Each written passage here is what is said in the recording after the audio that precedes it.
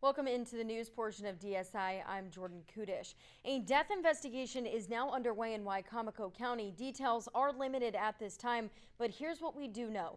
Less than an hour ago, a large police presence covered the parking lot of the Exxon gas station in North Salisbury. The Salisbury Police Department tells us that a death investigation is ongoing.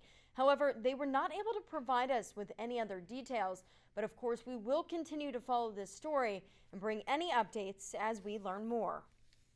And staying in Wicomico County, they will now be offering booster and third doses of the vaccine for those of you who are eligible, and there is a difference between the two.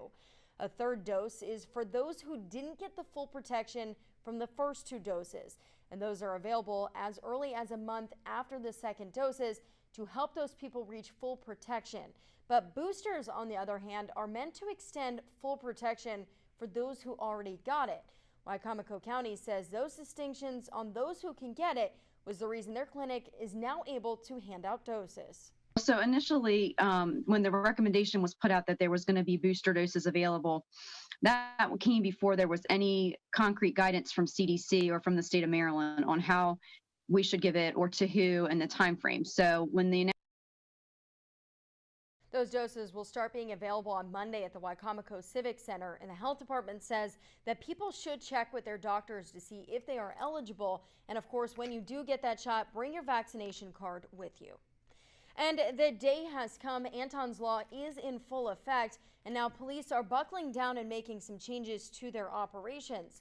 47 ABC's Jordy Clark sat down with a local sheriff to better understand those changes. It should be the culture for law enforcement organizations. We must hold our men and women accountable, especially in today's world. Local law enforcement are in a new era of policing in Maryland as they prepare for the recently enacted Anton's Law. And Sheriff Matt Crisafulli tells me through all the controversy, they just want to create a closer relationship with citizens. I got into this job 26 years ago, and I firmly believe that the vast majority of our men and women get into this job for one specific reason, and that word is called community. Anton's Law will make personnel records of officers available to the public, as well as adjust the no-knock warrant to only be done between the hours of 8 a.m. and 7 p.m. Sheriff Crisafulli says he has concerns, and that could come with some consequences. Such as not apprehending a dangerous individual or potentially the destruction of evidence. Also, it could hinder a successful prosecution.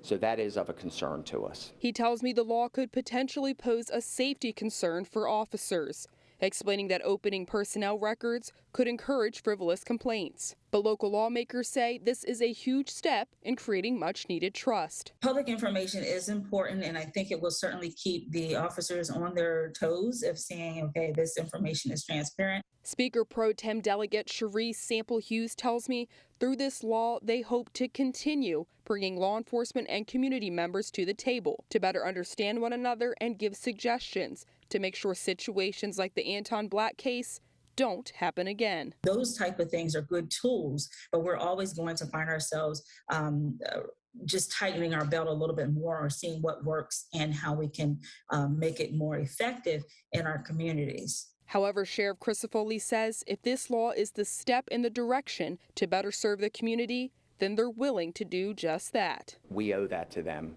and they deserve nothing but the best. And my men and women are prepared to deliver the best product that they can to our residents. And again, that law does go into effect today. And if you want to read more about it, just head to our website. That's 47abc.com. And now we're going to toss things over to Chief Meteorologist Daniel Johnson with a look at your weekend forecast. Hey, Jordan, thank you very much. It was a beautiful Friday out there, and we're going to keep it going into the weekend, but temperatures will be climbing through Saturday and Sunday. More on that coming up. Here's a live look outside in Ocean City. An empty boardwalk this late at night, but it is really nice out. A bit on the cool side, though. Temperatures are dropping quickly. Chucky and Lewis, our weather watcher there, calling in with a temperature of 59, already down to 50 in Marion Station for Josh. 51 in Syracuse, and it's pretty chilly across New England. Very warm west of the Appalachian Mountains, and we're going to start to see some of that warmth head our direction for the next couple of days. Right now, high pressure in control. That means clear skies and sunshine. for the next couple of days. We're tracking Hurricane Sam, still a very dangerous storm, but the eye is beginning to shrink. There's some wind shear that's tearing apart the southern side of the storm, so it will begin to weaken soon, but it has been an impressive storm and a major hurricane day after day. There's Bermuda. They just dodged a bullet, thankfully. This system is staying to the east and will continue lifting to the north and east away from the U.S., so it will miss land. It's going to stay in the Atlantic. There's also Tropical Storm Victor out there off the coast of Africa, but that also will stay out to sea. Clear skies tonight on Delmarva and chilly. Look at those numbers. Probably one of the coolest nights we've had in a while. We're going to get down to probably 46 or 47, although we did get the 47 a couple of nights ago. 75 to 80 tomorrow. Lots of sunshine. Head outside and enjoy it if you can. A southwest wind between 5 and 10. Tonight, down into the 40s. Tomorrow, we're back up into the upper 70s, which is just a few degrees above average. It's a great day to take the boat out. We're looking at light winds. No advisories on the Atlantic, the Chesapeake, or the Delaware. Waves between 1 and 2, maybe 3 to 4 feet on the Atlantic Ocean. If you're heading to the beach, wow, just a perfect weekend here. The kickoff to October looking fantastic. Sunfest runs through Sunday, so we're looking at really nice weather here.